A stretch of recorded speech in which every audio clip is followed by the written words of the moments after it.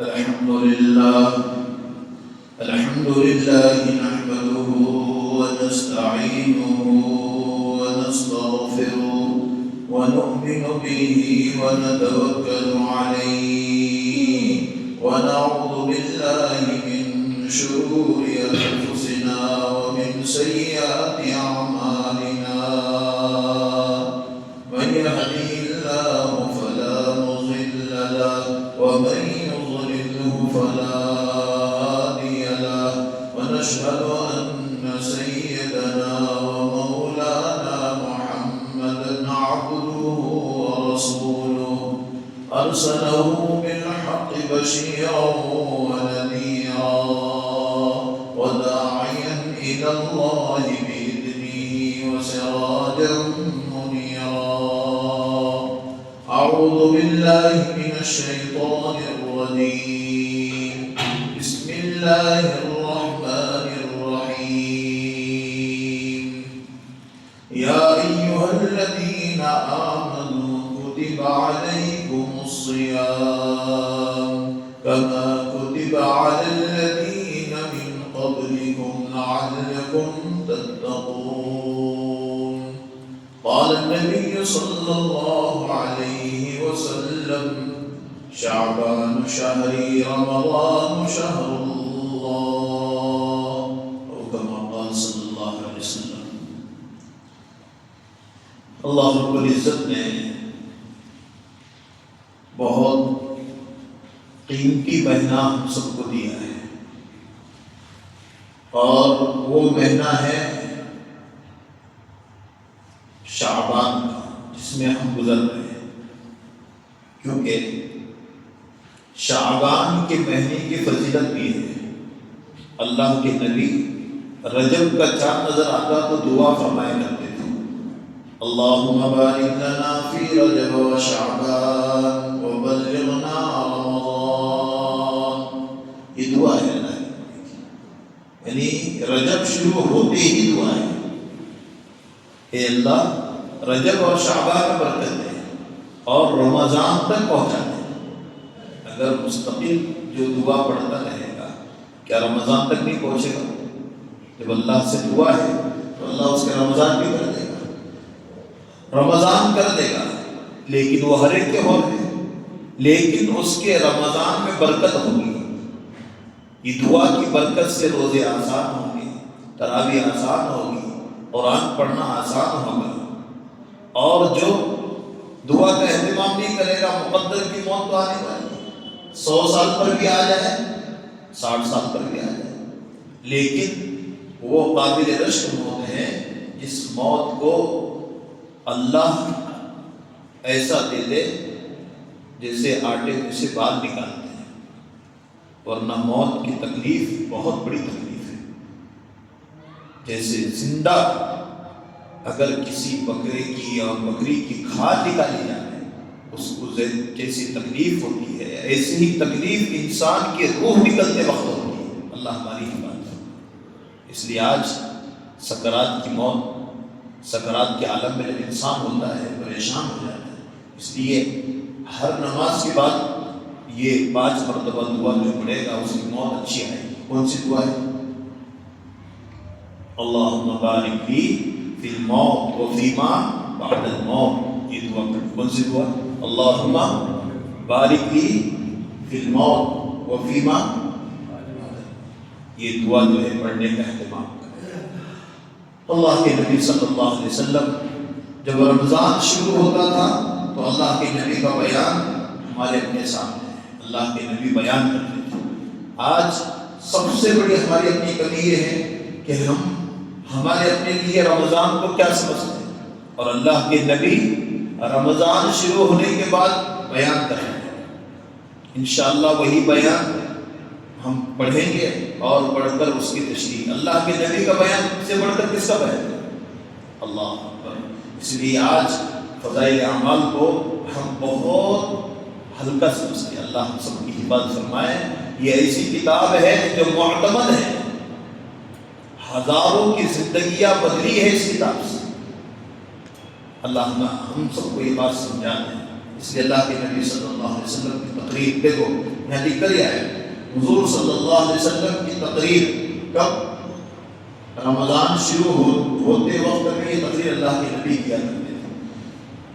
عن سلمان رضی اللہ عنہ قال خطبنا رسول اللہ صلی اللہ علیہ وسلم في آخر يوم من شعبان فقال يا أيها الناس قد أظلكم شهر عظيم مبارك شهر فيه ليلة خير من 1000 شهر شهر جعل الله صيامه فريضة وقيام ليله تطوعا من تقرب فيه بخصلة كان كمن أدى فريضة فيما سواه ومن أدى فريضة فيه كان كمن أدى 70 فريضة ممن سواه وهو شهر الصبر.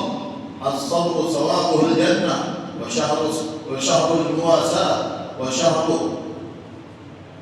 يزاد في الرزق المؤمن الله فيه من فطر فيه صائما كان مغفرة لذنوبه وعتق رقبة من النار وكان له مثل أجره من غير أن ينقص أجره شيء. قالوا يا رسول الله ليس كلنا يجد ما يفطر الصيام. فقال رسول الله صلى الله عليه وسلم يعطي الله هذا الثواب من فطر صائما على تمرة أو شربة ماء أو صدقة لبنا وهو شهر أوله رحمة وأوسطه مغفرة وآخره عتق من النار. اللہ اللہ کے نبی کی تقریر بیان ہو رہی ہے. میرے نبی کی تقریر سے بڑے کس کی تقریر ہے؟ آج رمضان شروع ہوتے وقت میں کیا کرنا ہے اور انسان کو کیا کرنا چاہیے اللہ کے نبی بیان کر رہے ہیں. شیخ ظفر رحمۃ اللہ علیہ نے یہ کتاب لکھی ہے, اس میں فضائل رمضان لکھا ہے. اللہ ہمیں رمضان کی قدر کی توفیق عطا فرمائے, اور جس نے کیا یاد رکھے رمضان کی قدر کرنے والا محروم نہیں ہو سکتا ہے. رمضان شروع ہونے سے پہلے خوشی ہو, اے اللہ کتنا پیارا مہینہ اور عظمت والا مہینہ تو نے ہم کو دیا ہے. اے اللہ میں نیکی کو کرنے کے لیے آگے بڑھوں گا اور گناہ مجھ سے ختم ہو جائے. جب یہ امنگ ہوگی, تڑپ ہوگی, اللہ نیتوں کو جانتے ہیں. اور جو یہ سمجھے بوجھ آ گیا, بوجھ رمضان بوجھ, قرآن پڑھنا بوجھ, زکوٰۃ دینا بوجھ, سخاوت کرنا بوجھ, جس کو معلوم ہوگا اس کے دل میں منافقت ہوگی. منافقت کس کو کہتے ہیں؟ منافقت کہتے ہیں بظاہر تو یہ ہے کہ بھئی آ گیا رمضان بہت اچھا ہے, لیکن دل کے اندر کہ بھئی آپ ٹینشن آ گئے, زکوٰۃ نکالنا پڑے گی اور سخاوت کرنا پڑے گی, روزے رکھنا پڑیں گے. یہ سب کے سب اس لیے تو کہا جو ایام آئے وہ ایام کی قدر کر لیں. قدر کرنے والا کبھی بھی ناکام نہیں رہتا ہے, چاہے اس سے کم عمل ہو, لیکن قدردان آدمی ہمیشہ کامیاب رہتا ہے. اور ناقدرہ ہمیشہ بہت عمل کرے گا, لیکن ناقدرہ ہے تو وہ اس کے اپنے عمل کی وجہ سے فیل ہو جائے گا, ناقدرہ نہیں.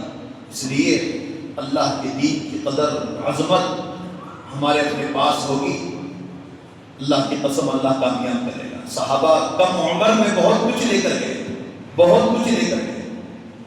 کسی کی عمر 40 سال اور اس عمر میں ایمان قبول کر لیا, کسی کی 50 سال. ایک صحابی بخاری میں ہیں, انہوں نے ایمان قبول کر لیا اور لڑتے رہے, ظہور ہونے سے پہلے شہید ہو گئے. ایمان قبول کر لیا اور جنگ میں لڑتے رہے, ظہور ہونے سے پہلے وہ شہید ہو گئے. اللہ کے نبی نے فرمایا یہ جنتی ہے, ایک نماز بھی نہیں پڑھی انہوں نے, لیکن اللہ کے نبی نے فرمایا جنتی ہے. اس لیے عمل کی قیمت کو پہچاننے کے لیے اوقات دیے جاتے ہیں۔ اس لیے اللہ کے نبی کی تقریر جو آپ نے رمضان شروع ہونے سے پہلے کی، حضرت سلمان کہتے ہیں نبی اکرم صلی اللہ علیہ وسلم نے شعبان کے آخری تاریخ میں، دیکھو شعبان کی آخری تاریخ چل رہی ہے، آئندہ ہو سکتا ہے انشاءاللہ آئندہ جمعہ روزہ ہوگا، تو یہ ہماری آخری شب چل رہی ہے، اللہ قدردانی کرنے والا بنا ہے۔ شعبان کی آخری تاریخ میں ہم لوگوں کو وعظ فرمایا، تمہارے اوپر ایک مہینہ آ رہا ہے جو بہت بڑا مہینہ ہے، بہت مبارک مہینہ ہے، اس میں ایک رات ہے شب قدر جو 1000 مہینوں سے بڑھ کر ہے۔ اسی میں قرآن میں اِنَّا أَنزَلْنَاهُ فِي لَيْلَةِ الْقَدْرِ وَمَا أَدْرَاكَ مَا لَيْلَةُ الْقَدْرِ، اسی مہینے میں آنے گا، جو رمضان کا مہینہ آئے گا اسی مہینے میں ایک رات ہے۔ آگے ہے کہ اللہ تعالیٰ نے اس کے روزوں کو فرض فرمایا اور اس کی رات کے قیام تراویح کو ثواب کی چیز بنایا۔ نیت کرو انشاءاللہ پورے مہینے کی تراویح مکمل پڑھیں گے، اور جو شخص اس مہینے میں کسی نیکی کے ساتھ اللہ کا قرب حاصل کریں، ایسا ہے جیسا کہ غیر رمضان میں فرض ادا کیا، اور جو شخص اس مہینے میں کسی فرض کو ادا کریں وہ ایسا ہے جیسا کہ غیر رمضان میں 70 فرض ادا کریں۔ یہ مہینہ صبر کا ہے۔ کس کا مہینہ ہے؟ صبر کا ہے، اور صبر کا بدلہ جنت ہے۔ یہ مہینہ لوگوں کے ساتھ غداری کرنے کا ہے۔ اس مہینے میں مومن کا رزق بڑھا دیا جاتا ہے۔ اللہ، اس مہینے میں مومن کا رزق بڑھا دیا جاتا ہے، اور ہم رزق کے پیچھے دن رات ایسا پڑ جاتے ہیں رمضان میں کہ ہم کو لگتا ہے کہ رمضان کب آئے اور کب نکل جائے۔ اور اللہ کے نبی کیا فرما رہے ہیں؟ اس مہینے میں مومن کا رزق بڑھا دیا جاتا ہے۔ کتنے ایسے ہیں رمضان میں آدھا دن اس لیے سوتے ہیں یا عبادت کرتے ہیں یا پھر کوئی اور کام میں لگ جاتے ہیں تاکہ ان کا روزہ نہ چھوڑے، تجارت ہلکی کر لیتے ہیں، لیکن کہا روزے کی برکت، روزی اللہ بڑھا دیتے ہیں۔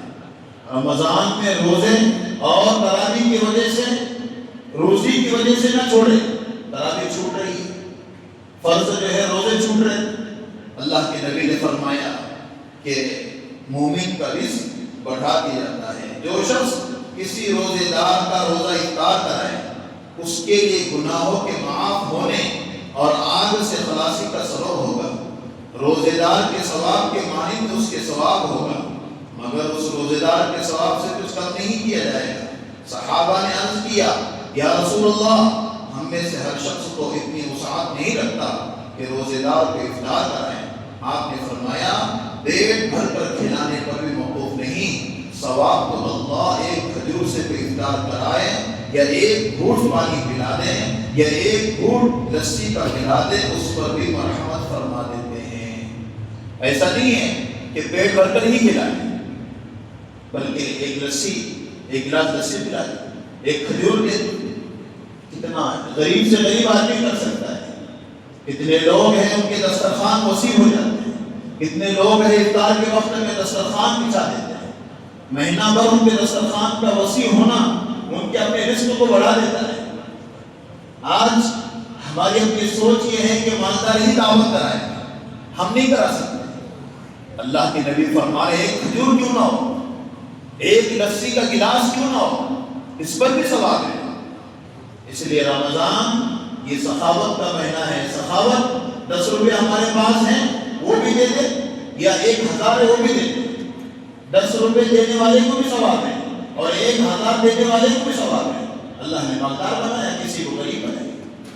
اللہ کے نبی فرما رہے ہیں یہ صبر کا مہینہ ہے، اور صابر کو اللہ جنت میں لے جائے گا۔ اس لیے آج ہماری اور آپ کی یہ سوچ بن جائے کہ ہمارا اور آپ کا یہ مہینہ صبر کا، یہ صبر والا ہی بنے۔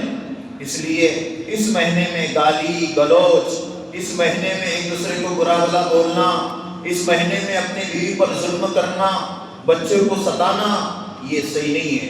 روزدار، اللہ کے نبی فرمائے، اللہ کے نبی کی تقریر ہے، صبر کا مہینہ ہے اور صبر کا بدلہ جنت ہے۔ روزے دار کو غصہ ہو جاتا ہے، یاد رکھو بات کو، اللہ کے نبی کی حدیث، یہ صبر کا مہینہ ہے، آپ کیوں فرما رہے ہیں؟ روزے دار کو غصہ آئے گا۔ کئی لوگ رمضان میں خاموش رہتے ہیں تاکہ ان کے غصے کو ابھارا جائے تو یہ ہم پریشان ہو جائیں گے اور ہم غصہ ہو جاتے ہیں، نیکی برباد ہو جاتی ہے۔ روزے دار کو چاہیے صبر کریں، غصے والی کیفیت نہ اپنائیں، نہ اپنے بیوی پر غصہ کریں نہ اپنے بچے پر۔ اور یاد رکھو ہمارا اور آپ کا مزاج یہ بنے، میں نے گزشتہ بھی کہا، ہماری ضرورت والی چیزوں کو رمضان سے پہلے ہم پورا کریں، جتنی ضرورت والی چیزیں ہیں رمضان سے پہلے پوری ہو جائے، اور ہمارا مزاج یہ بنے رمضان شروع ہو جائے۔ یہ مقدمہ ہے اس کا، میں اس لیے عرض کر رہا ہوں، مہمان آنے سے پہلے اس کا احترام، گھر کی صفائی، گھر کے اندر کا جو ہے معاملہ صحیح، رمضان آنے سے پہلے ہمارا دل صحیح ہوگا تو رمضان صحیح ہوگا۔ یہ اندر جو ہے حسد کے سانپ بچھو ہمارے اپنے دل میں، یہ اس کو ختم کرنا پڑے گا۔ دل سے گندگی ختم ہوگی تو اس دل میں نور آئے گا۔ اس لیے صبر، اور صبر کا بدلہ جنت ہے، اس لیے صبر کریں۔ کبھی افطار میں اونچ نیچ ہو جائے، کبھی دال بن گئی، کبھی بھجیا نہیں بنے، کبھی گھر میں کچھ ہو گیا تو چڑی نہ کریں، یہ پھینک رہا ہے وہ پھینک رہا ہے، یہ ایسا کیوں ہو گیا؟ اللہ اکبر، زمانہ یاد کرے، اللہ نے آج تو مجھے اتنا دیا ہے۔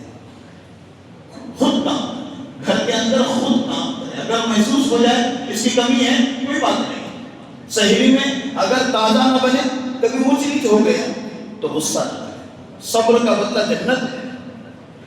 روز جو ہے صحیح آخر وقت میں کریں، روزہ وقت پر کھولیں، کہیں ایسا نہ ہو ہمارا اپنا روزہ ہمارے اپنے من کے اعتبار سے بڑا ہو جائے یا پھر جو ہے کم ہو جائے۔ یہ تمام چیزیں شریعت کی ہے، اس لیے یاد رکھو رمضان سے پہلے، رمضان اس لیے بولا جاتا ہے کہ آنے والے کا اکرام ہے۔